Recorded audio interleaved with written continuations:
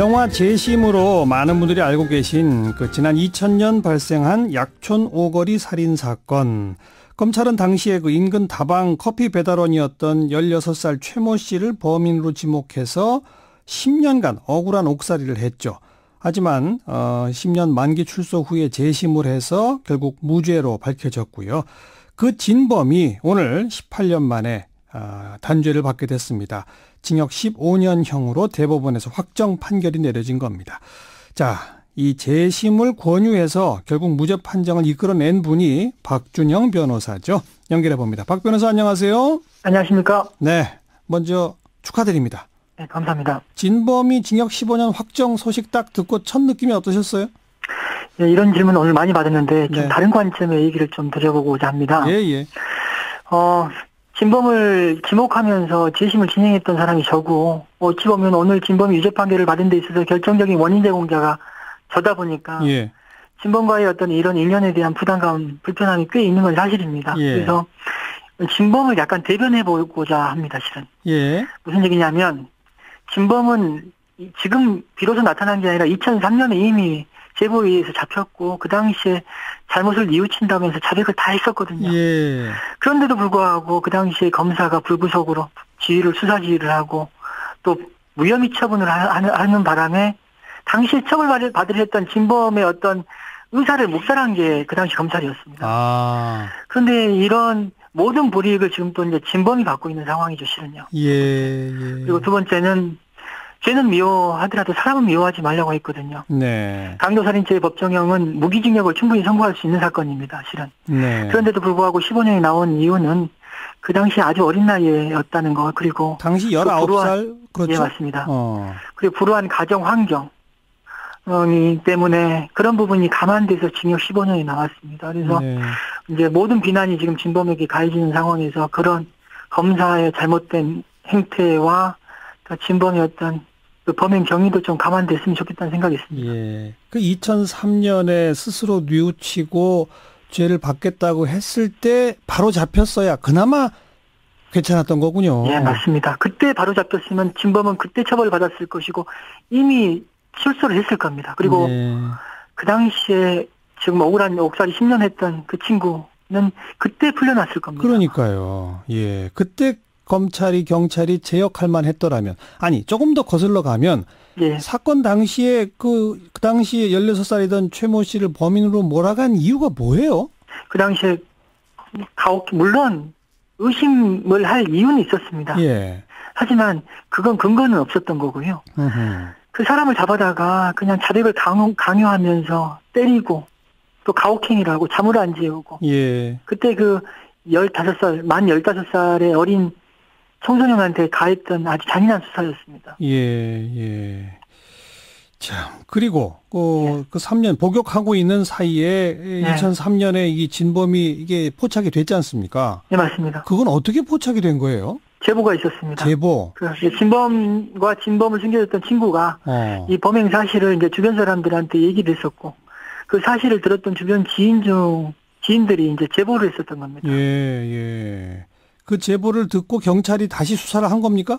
예, 제보를 듣고 당초 수사를 했던 곳은 익산경찰서였는데 제보를 받고 수사를 했던 곳은 군산경찰서였습니다. 예. 그 군산경찰서 황상만 반장이라는 분이 그 제보에 기해서 진범과 진범을 숨겨줬던 친구에 대해서 수사를 했던 것이고 자백을 받았었습니다, 그 당시에. 예. 근데 그 자백까지 받은 것을 검찰이 수사 지휘권을 이용해서 이건 하지 마라 이렇게 됐다는 거죠?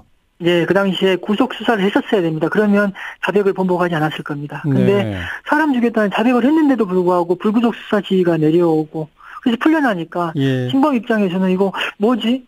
이거 부인하라는 거 아닌가라는 그런 신호를 받았겠죠, 그 당시에. 네. 그나저나 박준영 변호사는 이거는 진범이 또 있고 이건 재심하면 무죄가 나온다 이런 판단을 처음에 어떻게 해서 갖게 시작했어요? 일단 이 사건 제가 수사 기록은 제대로 보지 못한 상태였지만 그 당시에 처음 사건을 접할 때요. 근데 이 사건 같은 경우에는 진범에 대한 수사가 있었을 때 그때부터 계속 이 방송이나 언론을 통해서 공론화가 되는 사건이었습니다. 네. 그래서 이제 그런 언론의 어떤 공론화가 있는 사건이라는 부분이 어찌 보면 제가 이 사건을 대할 때 뭔가 억울한 사건이구나라는 생각을 갖게끔 한 그 힘이었습니다, 실은. 예. 그리고 이제 현장에 가서 이것저것 조사를 해보니까 확신이 예. 가던가요? 당사자를 만나보고, 아. 또 이제 기록을 열람하러 가서 또 이제 관련 자료를 보니까, 네. 이거는 말이 안 되는 사건이었습니다. 네, 네. 그 당시 수사했던 경찰, 검찰 또 이 최모 씨한테 유죄라고 판정한 판사 그런 분들 지금도 현직에 있나요? 대부분은 이제 변호사 하는 분들이 많고 또 경찰 같은 경우에 퇴직한 사람 많은데요.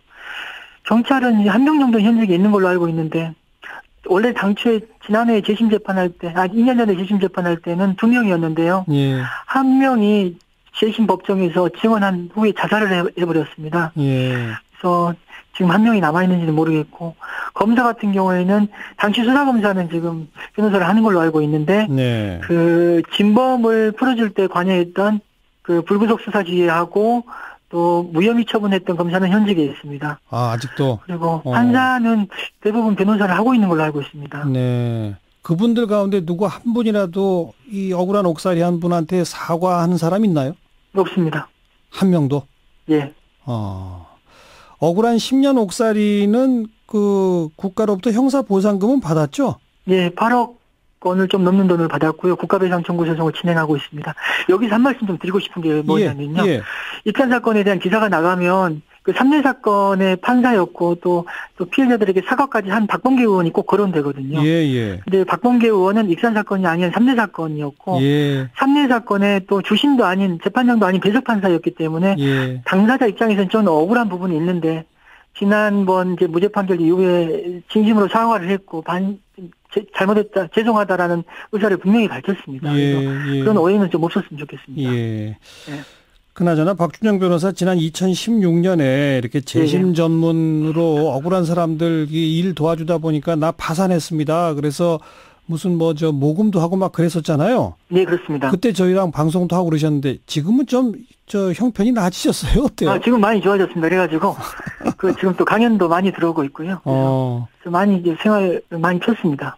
아이고, 다행이네요. 예. 최근에도 문재인 대통령이 변호사 시절에 맡았던 낙동강변 2인조 살인사건, 그거 지금 재심 추진하고 계시다고요? 예, 맞습니다. 지난해 재심 청구했고요. 올해 내로 재심 개시 결정되면 다시 또 이렇게 인사드리고 싶습니다, 실은. 재심 결정이 될지 안 될지 아직은 지금 모르는 단계입니까? 재심 개시 결정 무조건 나올 겁니다. 다만 그 시기의 문제라고 생각합니다. 근데 이렇게 박준영 변호사처럼 의혈남아가 그냥 고군분투해서 이게 해나갈 일이 아니잖아요. 뭔가 제도적 보완이 필요한 거 아닙니까? 근데 또 세상에는 제가 이걸 당한 걸로 나오는데 그건 아니고요. 물론, 예.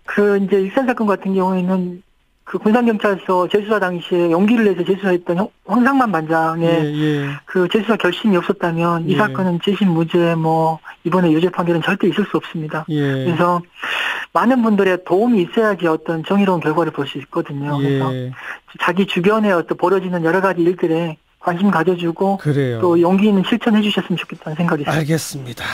그리고 정의는 어차피 밝혀진다. 이런 어떤 교훈을 얻게 되네요. 오늘 고맙습니다. 네, 감사합니다. 박준영 변호사였습니다.